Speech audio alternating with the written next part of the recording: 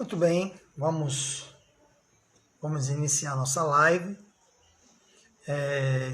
De toda forma, essa live ficará gravada, ficará acessível aí no nosso perfil. E hoje nós vamos conversar um pouco. Prometo que essa live não será tão longa quanto a última live, mas nós vamos conversar um pouco sobre o início do tratamento. E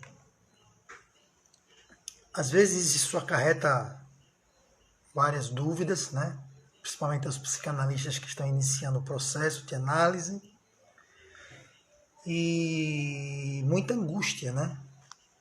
Isso não quer dizer que porque você seja analista, você não experimentará processo de angústia nesse início aí de carreira na psicanálise. Então é muito importante entendermos um pouco, e nessas lives eu tenho priorizado falar um pouco do básico na psicanálise, e a gente entende que o básico na psicanálise é os escritos, né, do grande mestre de Viena, o grande mestre Freud. Então nós vamos conversar hoje sobre um texto, tá? Um texto que tem por título Sobre o Início do Tratamento, que é um texto de 1913, que está entre os escritos técnicos de Freud. E nesse texto ele vai falar sobre alguns fatores, né? Ele vai falar sobre alguns fatores. Olá, boa noite, Ângelo. Estamos começando aqui a falar sobre o nosso tema de hoje, né? Como eu vinha falando, esse texto, que é um texto de Freud, de 1913, que é um texto titulado Sobre o Início do Tratamento, ele vai falar sobre alguns fatores importantes.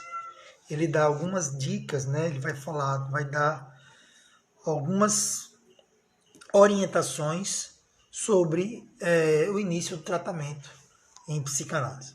Bom, vamos tentar não fazer uma live tão demorada hoje, mas vamos falar um pouquinho sobre alguns aspectos que são de extrema importância no início do tratamento. Nesse texto, que eu não vou ler todo com vocês, claro, obviamente, senão a gente se estenderia bastante, mas é um texto que ele vai falar sobre basicamente dois aspectos que são muito importantes. Mas eu vou ler algumas passagens aqui com vocês e ir ressaltando aqui alguns aspectos importantes. Caso vocês escutem uma gatinha miando, é a minha gata. Ela está aí meio, eu acredito que no cio, e fica chorando um pouquinho quando não tem atenção. Mas vamos lá.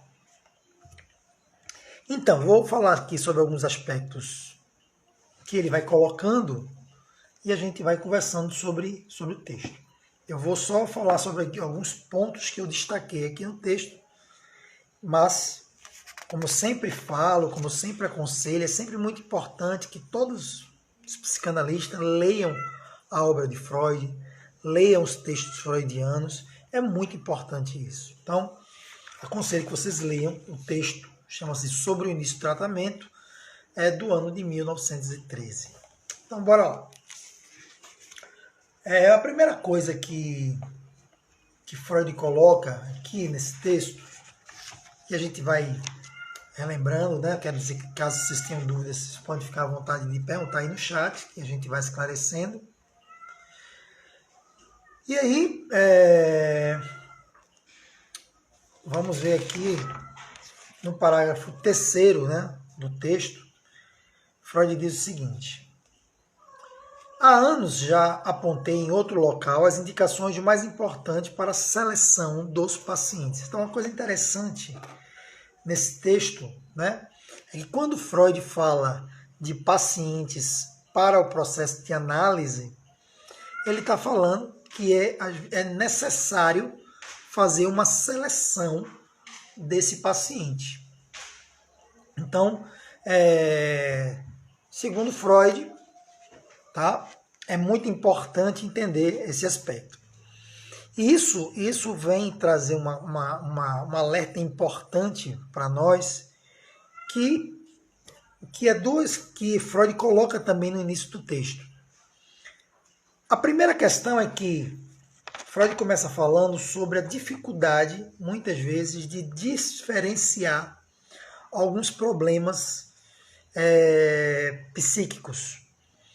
No caso, ele está falando sobre a questão de uma neurose, em alguns estágios dessa neurose, e a esquizofrenia. Então, Freud fala no texto que existem alguns estágios da neurose, onde a neurose e a esquizofrenia elas têm uma semelhança muito grande, e às vezes é muito complicado diferenciar esses quadros. Então, é muito importante ter calma. Por quê? Porque nesse contexto inicial da psicanálise, Freud ele não via a possibilidade de tratar pessoas com as psicoses. Então, se a pessoa fosse um psicótico, ele acreditava que a psicanálise não atenderia. Então, Freud começa a psicanálise levando a psicanálise apenas para o tratamento das neuroses, né? Que ele no começo chama das psiconeuroses de defesa. Então, Freud estabelece que a psicanálise só seria aplicável ao tratamento da neurose. Então, ele fala que essa é uma questão importante, tá? E que a segunda questão importante seria a questão da analisabilidade do paciente. Se aquele paciente realmente tinha condições de adentrar em um processo psicanalítico e prosseguir para o processo psicanalítico até o que pudesse ser dada a sua alta, né, que pudesse ser constatada o processo de cura. Então Freud ele tem essa percepção e ele diz o seguinte,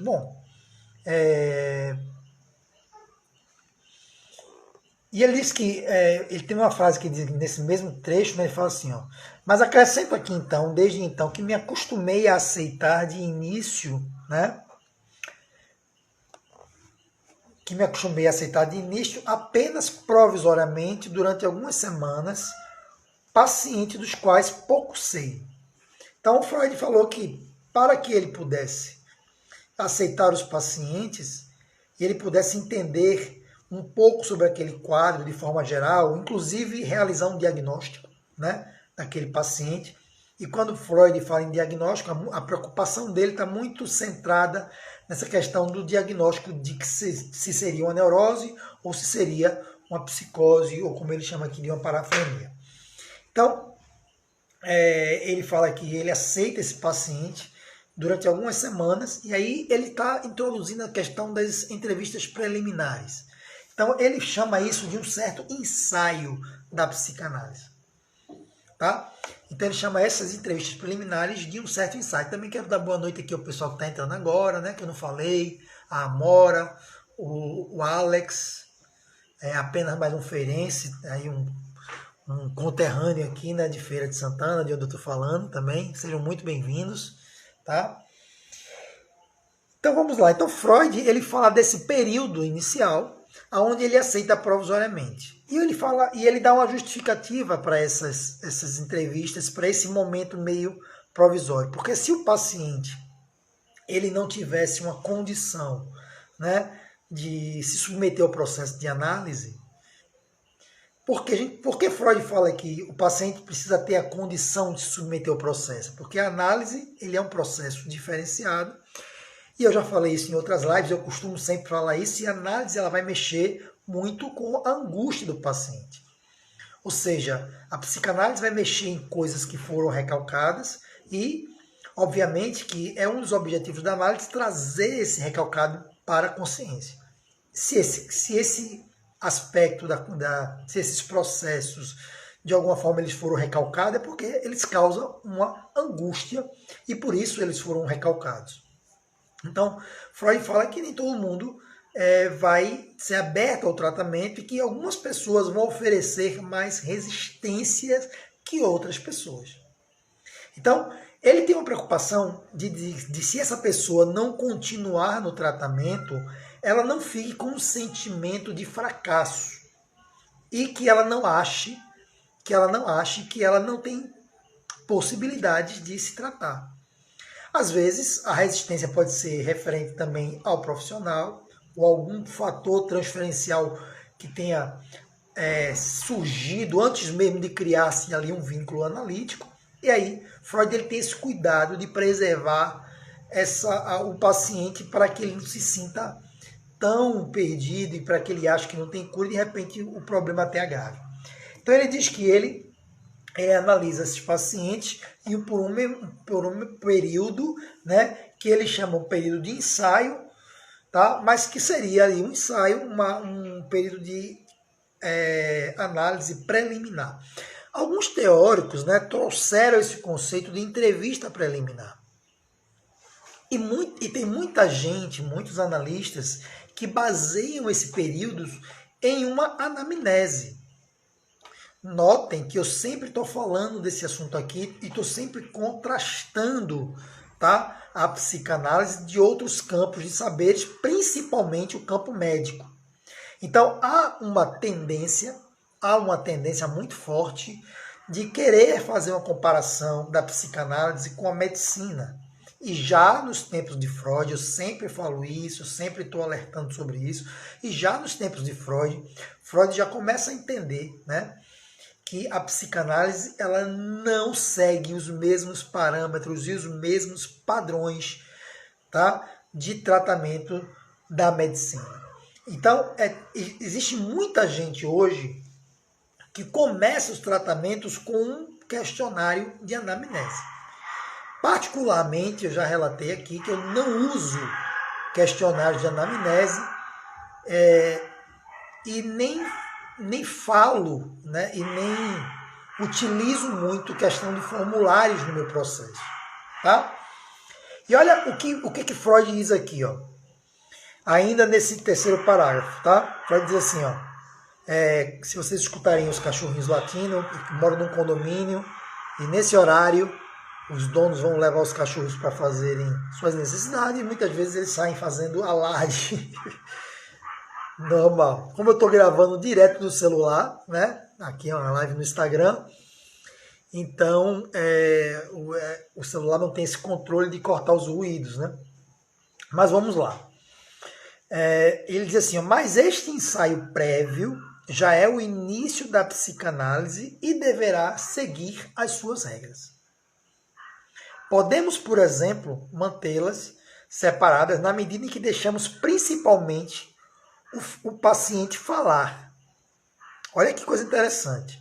Podemos, por exemplo, mantê-la separada na medida em que deixamos principalmente o paciente falar e não lhe prestamos esclarecimentos além daqueles imprescindíveis à continuidade de sua narração.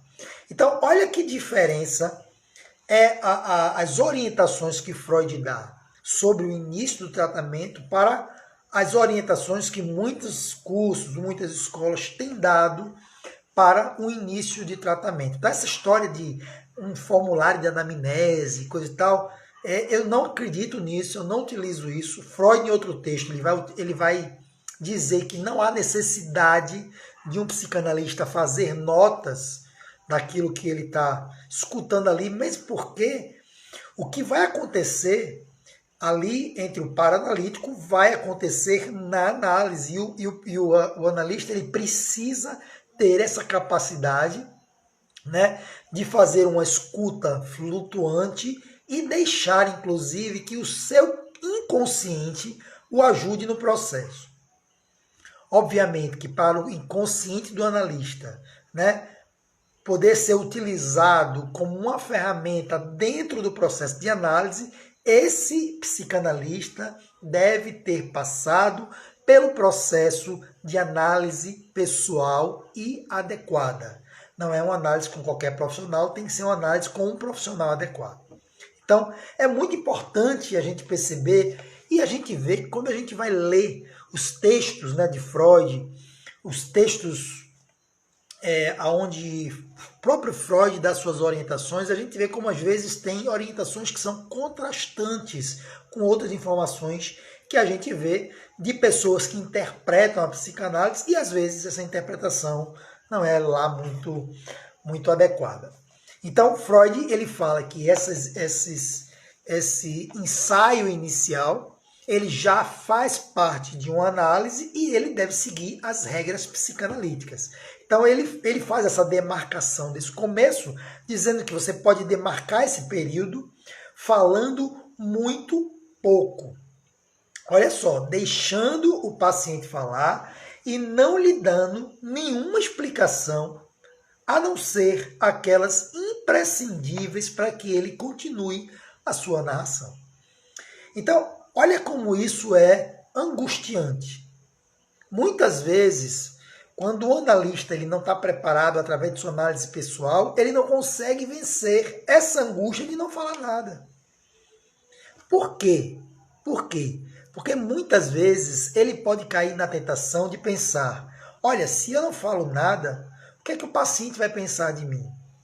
Será que o paciente vai pensar que eu não sou um bom profissional? Olha quantos questionamentos ele vai se fazer que demonstra aí uma insegurança, que demonstra aí uma falta de capacidade de lidar com a angústia do silêncio, de só escutar.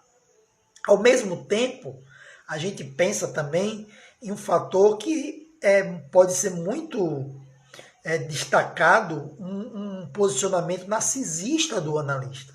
Então, o analista ele não pode ter um complexo narcísico para tratar um paciente. Então, quando a gente vê um analista preocupado com aquilo que o paciente vai pensar dele, ele não está preparado para fazer uma análise, porque ele precisa seguir, né, o método psicanalítico e precisa deixar que o paciente, né, lide ali com suas questões e comece a falar não direcionadamente, comece a falar de maneira à vontade, né, seguindo a regra da associação livre, que é falar todas as coisas que lhe vem à cabeça, até as coisas que lhe pareçam absurdas, até as coisas que lhe pareçam bobas, até as coisas que lhe pareçam mais idiotas. Então, não há necessidade de muitas explicações nesse período, não há necessidade de falar muito, e o analista ele precisa lidar com isso. E, obviamente, talvez Freud já preveja nessa situação um acréscimo de angústia no paciente, e a angústia do paciente é aquilo que vai mobilizar, né, fatores que realmente precisam ser vistos e analisados na análise. Tá? O Ângelo está pedindo para informar novamente o texto. Ângelo, o texto é sobre o início do tratamento. É um texto técnico de Freud de 1913. Tá? Então, o texto chamado Sobre o Início do Tratamento. Então, Freud está dedicando esse texto exatamente ao que se deve prestar atenção e ao que se deve ver ali no início do tratamento. Então, essa é uma questão importante, tá? Essa é uma questão que gostaria de destacar, que é uma questão importante. Esse início, essas que muita gente chama de entrevistas preliminares, né? Ele chama de ensaio e ele já alerta ali aos seus, né, as pessoas que vão ler a sua obra, que esse ensaio ele já deve seguir a regra psicanalítica. Uma vez eu vi um pessoal aí vendendo material na internet, né, aí nesse mercado, né, psicanalítico, onde o cara anunciava assim, 47 técnicas da psicanálise. Notoriamente, obviamente, isso é coisa para vender conteúdo, mas isso não condiz com a realidade da psicanálise. A psicanálise ela só possui duas técnicas. Uma em relação ao analista e outra em relação ao paciente. A técnica em relação ao paciente é associação livre e em relação ao analista é escuta flutuante. Só isso, tá? E aí eu gostaria de abrir um parênteses aqui para a gente entender, que a gente precisa entender também o contexto, tá, que nós estamos inseridos. Nós estamos hoje inseridos num contexto onde existe uma tendência, social, uma tendência na área de saúde, ao que muitos estudiosos chamam de cientificismo. Cientificismo é o pensamento, né, de que apenas alguns métodos e algumas práticas são consideradas científicas, e para que essas práticas sejam consideradas científicas, elas precisam seguir de uma determinada maneira. Bom, a psicanálise ela não tem essa preocupação de ser considerada científica, apesar de que Freud encarava a psicanálise como uma ciência. Todo tratamento que é dado à psicanálise é dado como uma ciência. O tratamento que ele dá, a forma como ele escreve, a forma como ele tenta elaborar as hipóteses psicanalíticas seguem todo o rigor científico, e Freud era um grande cientista. Então, uma coisa muito importante a gente perceber é que nesse cientificismo, uma das grandes tendências da atualidade é achar que a técnica vai trabalhar por você, que é só você seguir um passo a passo de uma técnica e as coisas vão acontecer. Isso não acontece dessa forma. A psicanálise ela tem a escuta, né, flutuante, obviamente a escuta flutuante por parte do analista precisa de um retorno, tá? Esse retorno se dá através da interpretação. Então, o analista ele precisa interpretar o inconsciente, né? O material que surge do inconsciente, assim como ele precisa interpretar as resistências, assim como ele precisa interpretar as transferências. Então a gente poderia dizer que, na realidade, do lado do analista existiriam duas técnicas, que seria a escuta flutuante e a interpretação. Tá? Mais do que essas, não tá condizendo com a realidade da técnica psicanalítica. Então, bora lá. Essas duas técnicas são suficientes para o analista levar todo o processo de análise com seu paciente. Apenas essas duas técnicas. Ok? Obviamente, aí é que está a questão. Não dá para se aprender a psicanálise baseado num passo a passo. Eu já vi muita gente fazer isso. Eu já vi muita gente chegar e dizer assim, não, como é que faz? Me dê um passo a passo. Existe uma técnica para fazer isso? Não existe. O analista ele tem que ter dominado o conteúdo teórico da análise, ele deve ter incorporado esse conteúdo ao seu conhecimento, esse conhecimento deve ser natural ao analista. Tá? A escuta analítica deve estar capacitada pela análise pessoal. Então, o analista ele só pode analisar alguém quando ele tem a sua análise bem sucedida e dada pelo seu analista como feita, ou como suficiente, ou como adequada. Ok? Então não dá para você analisar alguém seguindo um passo a passo, seguindo uma técnica. Isso não existe. Eu sei que isso está na moda. Hoje em dia existe muita tentação para que as pessoas entrem nessa modinha tem que ter uma técnica, eu vou usar uma técnica. Não. Você precisa perceber essa afluência desses conteúdos inconscientes que estão brotando através do discurso do analisando e precisa fazer essa interpretação. Para isso, você precisa ter uma teoria bem feita, conteúdo teórico bem adquirido. Você precisa ter sua análise didática, sua análise pessoal muito bem feita e adequada para que você possa compreender isso e para que você possa interpretar o processo. E para que você possa levar a análise pelo andamento mais correto da coisa. Ok? Então, esse é um fato importante. Outra coisa importante que Freud destaca nesse texto é que ele vai falar nesse texto de dois aspectos. Tempo e dinheiro. Dois aspectos que ele vai enfatizar nesse texto. Tempo e dinheiro. Que são aspectos importantíssimos que ele fez questão de frisar. Por quê? O tempo é para que o paciente, né, esteja ciente de que a análise ela não tem tempo determinado. E essa é uma grande questão e a gente vai falar um pouquinho sobre isso. Na realidade, eu vou me manter mais sobre isso nessa live para que a gente não se estenda excessivamente, tá bom? E o dinheiro, porque o dinheiro é um fator muito importante da análise.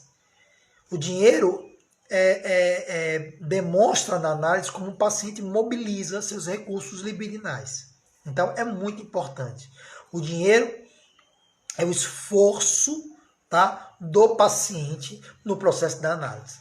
Então, em pouquíssimas exceções, dá-se para se fazer uma análise sem cobrar. Tem muita gente aí que tem que fazer análise sem cobrar. É muito complicado isso, porque na maioria das vezes a pessoa que não paga pelo seu processo, que ela não faz um esforço, que ela não se esforça para estar ali naquele processo, ela não vai valorizar o processo. Isso pode inclusive atuar como um processo de resistência. Mas nós não vamos nos prender a questão do dinheiro nessa live, talvez em outra live a gente fale, mas a questão do tempo, tá? Que é de extrema importância. E aí a gente entra em outra questão quando a gente fala de tempo, tá? Quando a gente fala de tempo, a gente entra em algumas questões que são importantes. Qual é o tempo, né? E ele fala isso logo no começo do texto, e ele diz assim, olha, é muito complicado muitas vezes quando um analisando chega e pergunta para o analista qual é o tempo que ele vai precisar para ser livre dos seus sofrimentos. Então, quem vai para uma análise está enfrentando um sofrimento psíquico e ele, obviamente, vai querer entender quanto tempo ali ele vai ficar livre daquela questão. E aí Freud ele utiliza, inclusive, para falar sobre isso, ele inclusive utiliza a metáfora do andarilho, né? Que ele cita aqui nos contos de fada, né? Onde alguém pergunta para um mestre quanto tempo a gente vai andar e o mestre responde, simplesmente ande, né? Ou seja, o que ele está querendo dizer aqui quem vai definir esse andamento da análise é a capacidade do analisando de elaborar suas questões. Então o tempo não é algo que depende do analista. Não é a capacidade do analista, não é uma prova de capacidade profissional se você cura um paciente em tanto X dias, em X meses. Isso não tem nada a ver com a psicanálise. E por que eu alerto isso? Porque tem muita gente por aí, tem muitas teorias, tem muitas técnicas, tem muitas abordagens por aí que estão dando ênfase a essa questão da rapidez e da velocidade com que os tratamentos são realizados. E isso é um fator muito complexo, muito complicado, porque uma análise adequada não dá para ser realizada em tempo recorde, como as pessoas estão querendo dizer por aí. Então, há-se o quê? O que é que há nessas situações? Há, obviamente, uma posição narcisista do analista que quer contar uma vantagem dizendo que ele curou uma pessoa em um mês, em 2 meses. Bom, isso não é uma cura, tá? Isso não é uma cura. Os grandes teóricos chamam isso de conluio de acomodação. Conluio de acomodação. Olha que isso é muito importante, isso abre a sua cabeça para entender o que de fato acontece no tratamento. Então, a primeira coisa a entender, não é o paciente, não é analisando que define o tempo da análise. Não é ele que diz, eu estou bem, eu vou parar com a análise. Não. Então, muita gente espera que o analisando diga isso. Quando o analisando muitas vezes pode dizer que está bem, não porque ele realmente está, mas porque ele quer que o analista entre ali com ele num conluio de acomodação para que o analista não mexa em coisas que vão trazer angústia. Eu sempre estou frisando isso. Se você vê um analista que está tentando evitar a angústia no seu analisante, alguma coisa está errada. Esse processo não está adequado. Isso está errado. Porque a nossa ferramenta de trabalho é a angústia. A angústia é que nos dá as maiores indicações no tratamento. Então, se você está num tratamento onde a pessoa, o analisando, não experimenta nenhum tipo de angústia, aquele tratamento não está andando, não está caminhando pelo caminho certo. Então, não faz parte do papel do analista evitar que seu paciente se angustie. Não faz parte. O analista tem que ter a capacidade para acompanhar o seu analisando, né, nesse processo onde as angústias vão aflorar. Freud, inclusive, no texto que nós lemos na semana passada, diz que o analisando, inclusive, pode piorar. Inclusive, pode surgir sintomas que não tinham surgido antes. Pode aflorar sintomas que não tenham sido aflorados ainda até aquele momento. E Freud diz, tenha paciência, tenha calma, porque é preciso acalmar o paciente nesse sentido. Diz assim, e essa piora faz parte do processo para uma posterior melhoria, para uma posterior a efetivação da cura. Então, não dá para fazer análise com o analista tendo medo de enfrentar situações onde o paciente se angustie. Então, que situações há hoje em dia em nossa sociedade que pode fazer com que trazer essas tentações para o processo de análise? A compreensão, né, social hoje que tudo tem que ser muito rápido. Então, essa coisa da velocidade com que a sociedade caminha hoje, e isso a gente sabe que se dá devido, né? Isso foi absorvido pela subjetividade das pessoas através das grandes modificações que a tecnologia trouxe. Nem sempre essa velocidade é o melhor. Nem sempre essa velocidade está correta e nem sempre a gente deve se submeter ao desejo de velocidade do analisando. Quando o analisando entra em análise, ele tem que entender o processo de análise e tem que se submeter ao processo de análise. Tá? Obviamente sem dar muitas explicações, como o Freud já falou, mas nós temos que ter a capacidade de conduzir o analisando nesse processo, inclusive entendendo que vai ser um processo angustiante. Tá? Que vai ser um processo angustiante.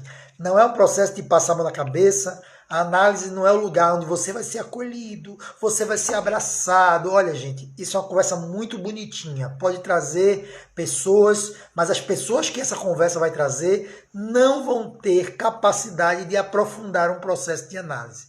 Eles vão querer entrar num conluio de acomodação, vai dizer que está curado, vai querer alimentar o seu ego narcisista, e você vai achar que você é um grande analista, que você realizou uma grande cura em tempo recorde. É muito complexo e não se faz psicanálise em tempo recorde. Psicanálise precisa de tempo. Por quê? Porque o próprio sujeito, o próprio analisando, ele que vai conduzir o processo no seu tempo.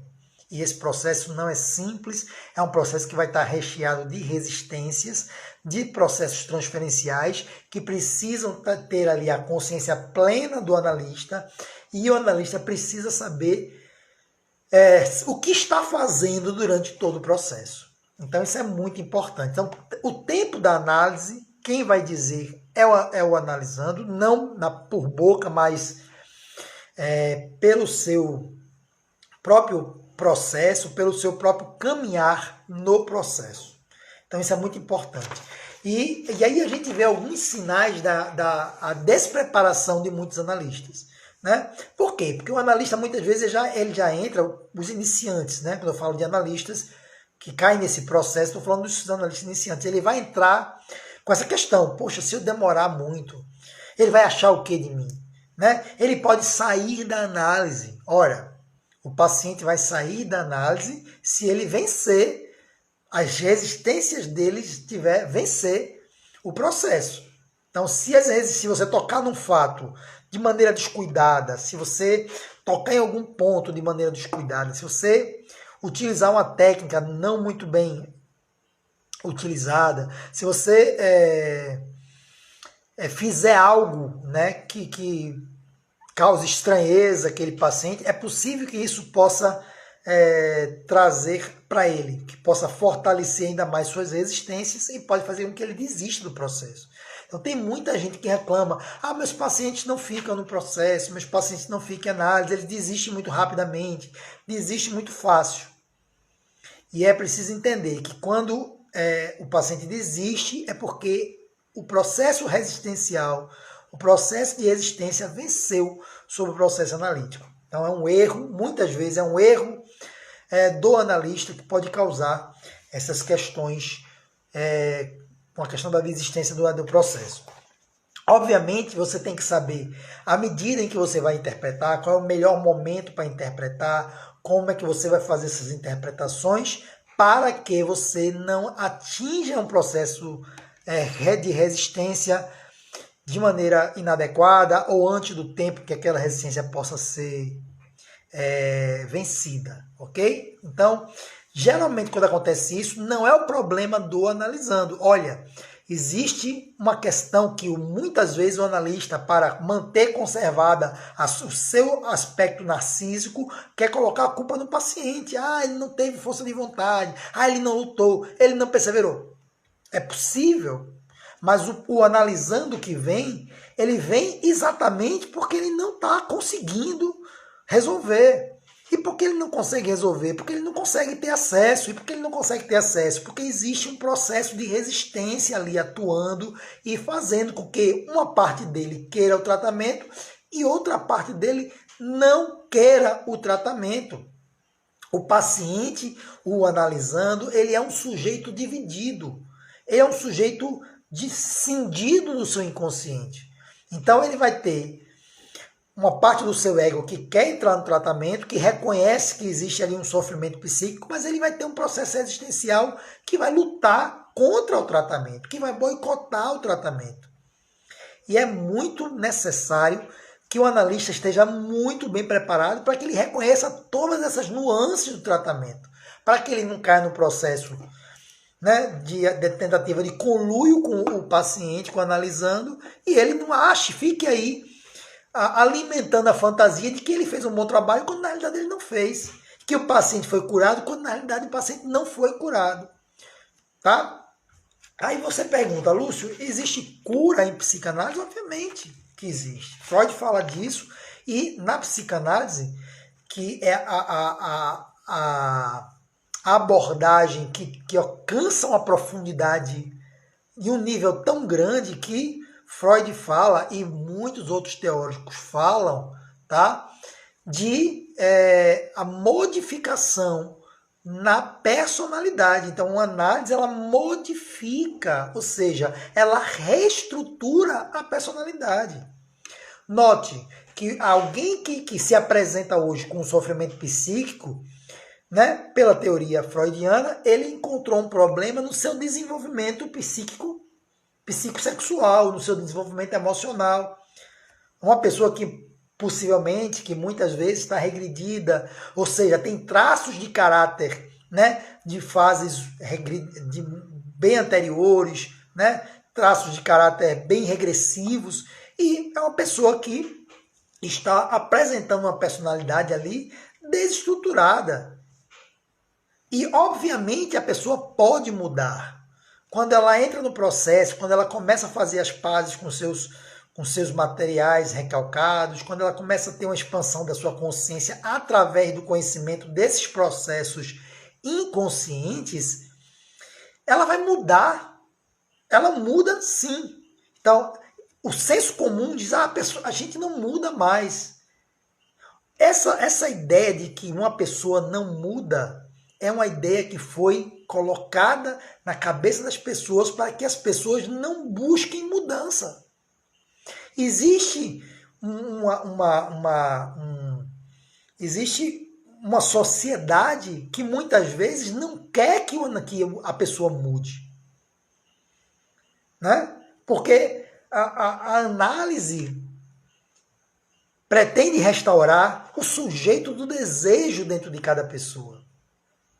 Nem sempre isso é um alvo da sociedade. Muitas vezes a sociedade, e principalmente a sociedade capitalista e opressora que nós vivemos, muitas vezes o desejo dessa sociedade é manter cada pessoa onde ela está, sem a perspectiva de mudança.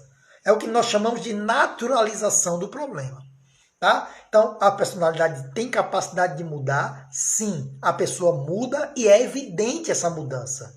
Tanto ela percebe a mudança, como as pessoas que estão ao redor dela percebem a mudança da pessoa. Então, isso é muito possível. Bora lá, o significado prévio que o analista pode sucumbir é um grande risco à análise. Ângelo, eu não entendi a sua colocação. Significado prévio. Deixa eu ver se eu consigo. Vai me corrigindo aí se eu entendi o que você quis perguntar, tá? Talvez você esteja falando, né, dos casos onde o psicanalista, às vezes até prematuramente no análise, já começa a achar que sabe, né? Que sabe sobre o sofrer do seu analisando.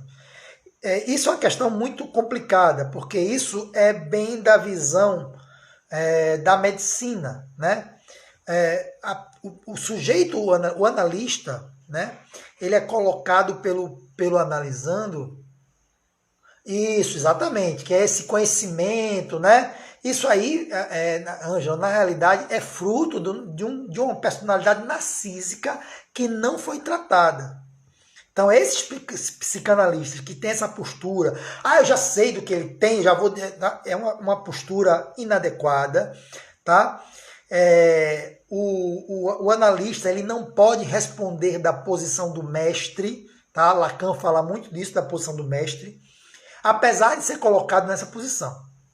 Eu vou explicar. Quando o paciente chega na análise, tá? Obviamente ele tem uma pessoa que está com sofrimento psíquico, que está cindido dos seus processos inconscientes, e ele vai vir ali trazendo o quê?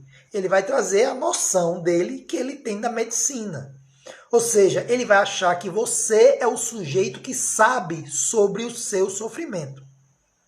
Por isso que a Lacan fala que esse sujeito que está no imaginário do analisando é um sujeito do suposto saber. Mas o analista, ele não sabe sobre o sofrer do seu analisando. Por quê? Porque a análise, ela trabalha e ela vai focar na singularidade. Ou seja, cada analisando é uma pessoa que tem uma história diferente, que tem um passado diferente, que tem interpretações diferentes, que teve fantasia diferente, que interpretou a vida de uma maneira única e singular. Então, mesmo que ele apresente ali um quadro sintomatológico ali que eu possa classificá-lo entre alguns grupos, né? Isso não é análise. Vou exemplificar, acho que já falei isso em outras lives. Eu posso ter 20 pessoas com depressão. Nenhuma dessas depressões serão iguais às outras. Não dá para ter um protocolo. Quando a pessoa tiver depressão, você faz isso, faz aquilo. E a gente vê, infelizmente, a gente vê muito isso. Por quê? Porque cada quadro, né, cada diagnóstico traz dentro de si o tempero, né, as cores da singularidade daquele sujeito. E é isso que a análise quer restaurar. Tá? O sujeito que vem com sofrimento psíquico para análise é um sujeito que está alienado do seu eu, do seu verdadeiro eu. Né? O Winnicott chama isso de falso self. Ele vem imbuído de um falso self. E o papel do analista é exatamente restaurar esse self verdadeiro, levar ele para uma compreensão, né, da sua totalidade como personalidade, ou seja, a personalidade total ela é consciente e inconsciente. Então, para você dizer que uma pessoa está integrada, o mais integrado possível, né? Obviamente ninguém vai ser 100% integrado. Você não vai conhecer 100% seu inconsciente, mas o objetivo da análise é conseguir o máximo possível de integração desse ser. Tá? É conseguir o máximo possível dessa integração. Então você vai vir com alguém ali que está desintegrado, que é alienado do seu inconsciente. Você precisa, no processo de análise, né, trabalhar para que haja essa integração do sujeito. Jung chama isso de individuação. Né? O sujeito deixar de ser um sujeito que é movido pelos arquétipos, pelo inconsciente, para uma atitude mais consciente dele mesmo, ou seja, uma atitude mais individuada. Então, ele chama isso de individuação. E na psicanálise a gente chama de integração, que é a mesma coisa, tá? Então, é isso que a gente busca no análise, integrar o sujeito. E esse sujeito é um sujeito que interpretou coisas de maneira diferente, então não dá para você saber. Não, você não sabe sobre o sujeito. Então, você muitas vezes é colocado no lugar de quem sabe, mas você não pode responder deste lugar. Você não pode responder. Inclusive, você não pode responder de lugar quase nenhum. Apenas do lugar do analista, que é um ser opaco, né? Que é um ser que está ali querendo que o inconsciente se revele, que o sujeito do inconsciente se revele. Não é a minha sabedoria que tem que se revelar, não é a minha capacidade profissional que tem que ser latente numa análise, não.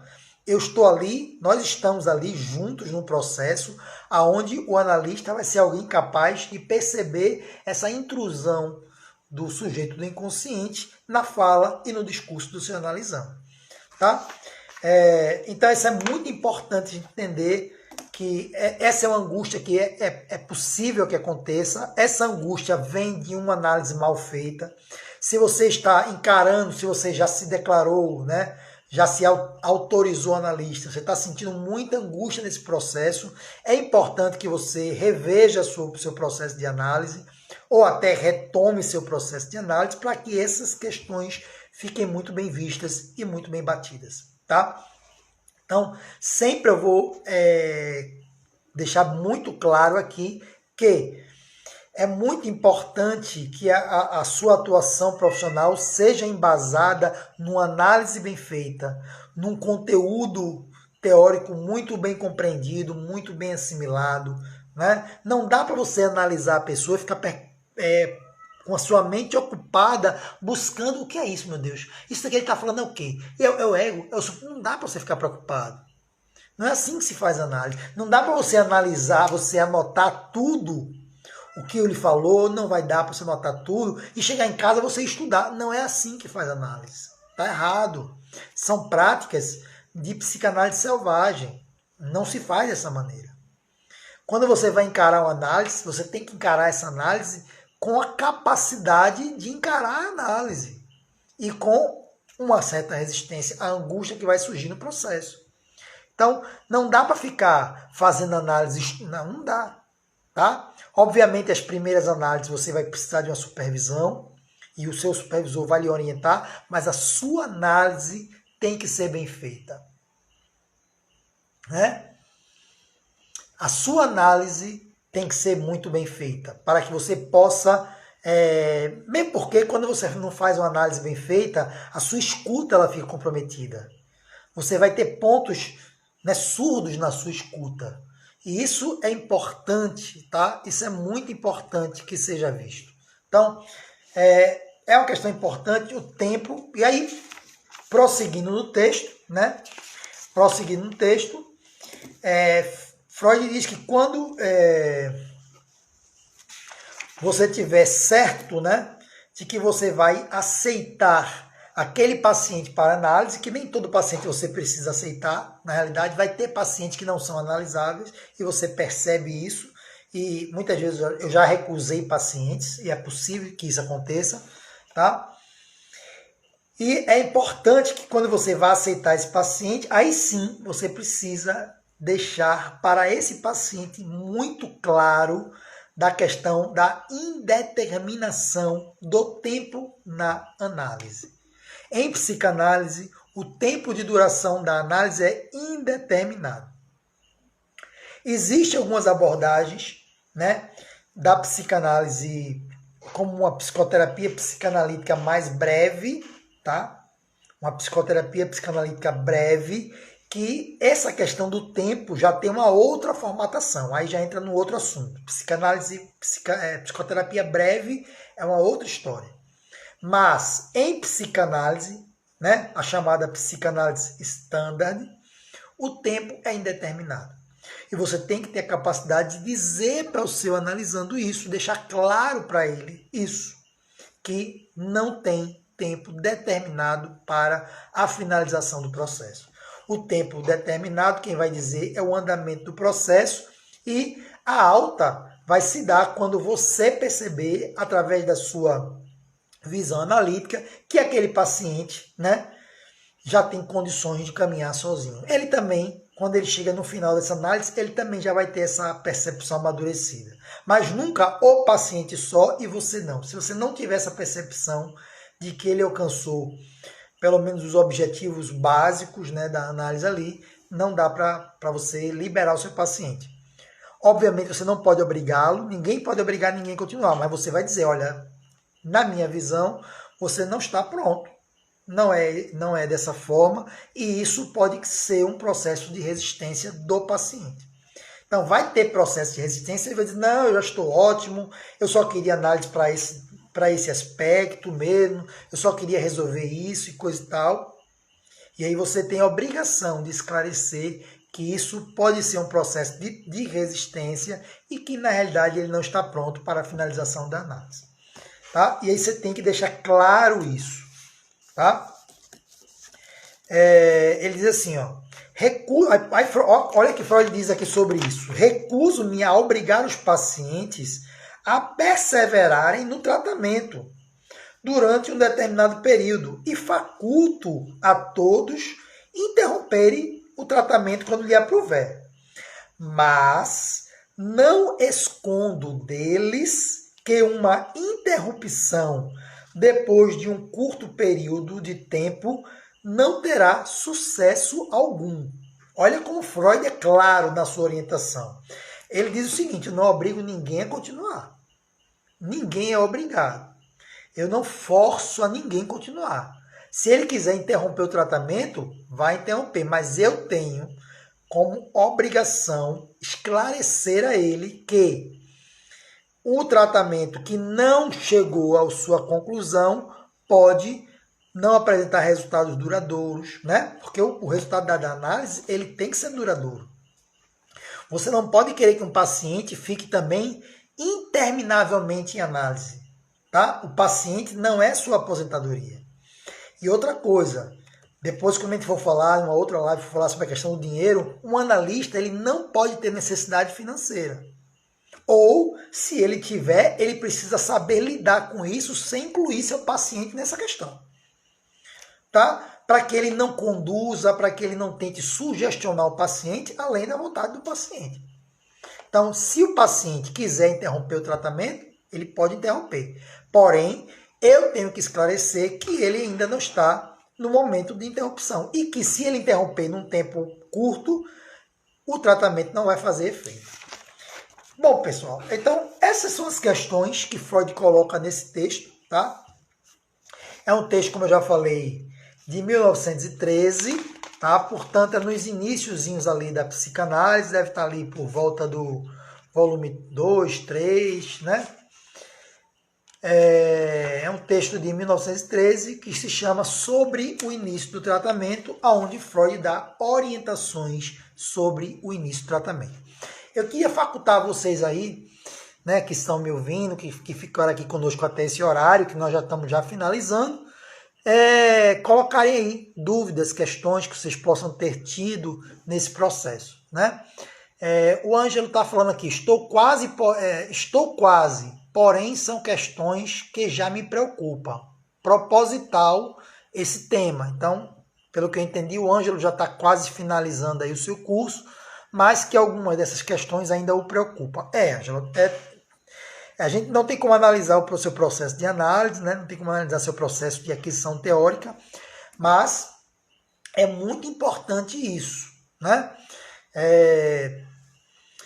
Uma vez Carl Rogers, né, falando sobre o processo de psicoterapia, de uma forma geral, né? Ele não era psicanalista, a abordagem dele era outra, mas ele falando sobre psicoterapia, ele fala assim, a psicoterapia é um espaço onde dois sujeitos vão estar ali se relacionando e os dois angustiados. Mas espera-se que o analista esteja menos angustiado do que o analisando. Então, isso é muito importante. O psicanalista já tem que ter lidado com seus complexos, tem que ter lidado com suas questões, tem que estar ali infinitamente menos angustiado do que o seu analisando. para poder conduzir o processo, tá? Se você estiver preocupado, se você estiver num processo ali de análise, tentando... quando você está pensando aqui nas suas apostilas, nos seus livros, no seu curso, você está perdendo coisas, está acontecendo coisas aí que você não está percebendo, que você não está prestando atenção, né?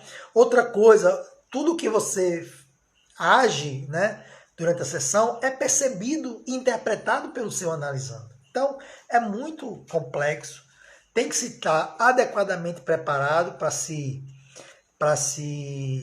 autorizar e começar o seu processo de análise, né? Você tem que ter por aí no mínimo uma supervisão bem assistida de alguém que te acompanhou durante o teu curso, que possa te supervisionar de forma adequada, tá? Bom, gente, essa live vai ficar gravada aqui, tá? Aqueles que entraram depois podem rever a live. Não vou fazer uma live muito comprida, né? A última live eu me estendi muito, ficou uma live aí muito grande, ficou 2 horas de live. E eu sei que às vezes isso dificulta, né, das pessoas quererem assistir a live. Mas também gostaria de deixar aqui o nosso instituto, né, para que vocês conheçam, é o Instituto AdSapien, tá? O nosso site é o www.adsapien.com.br. Conheça lá o nosso instituto. Lá em cursos, né, logo na home você vai ver que você pode ver a página de cursos lá. E você pode, inclusive, nós temos outros cursos rápidos, nós temos cursos de formação, né? Então, visita lá o nosso site, né, com D mudo, AdSapien, com N no final. Eu vou até colocar aqui para vocês aqui, ó, nos comentários, vejam aí e podem acessar. E conheçam o nosso instituto e sejam muito bem-vindos e obrigado por estarem aqui nessa live. Compartilhe essa live com quem você acha que precisa, porque eu acho que é muito importante. Conhecimento é uma coisa infinita que você nunca vai deixar de precisar. E eu fico muito feliz, agradeço aqui a presença de todos vocês e desejo que vocês tenham aí um ótimo final de semana, né? Nessa sexta-feira e já início do final de semana. Fique com Deus, muita paz e luz para vocês.